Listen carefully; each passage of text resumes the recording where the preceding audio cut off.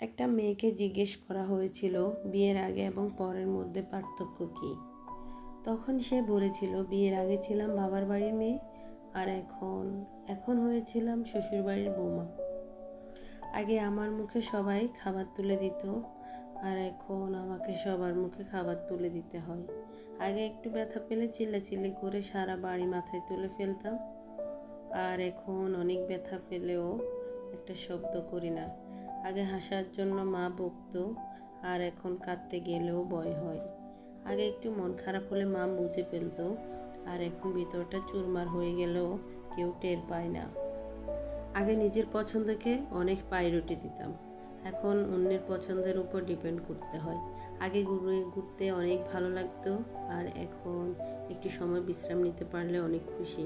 আগে গান গাইতাম, কিন্তু এখন কথা বলতে গেলেও হিসাব করে বলি। আগে ভাবতাম বাইরের চতুরটা অনেক শান্তি, কিন্তু এখন বুঝি মায়ের আঁচলের নিচে শান্তিতে ছিলাম।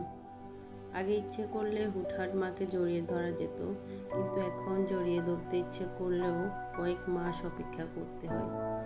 আসলে মেয়েদের জীবনটাই এরকম।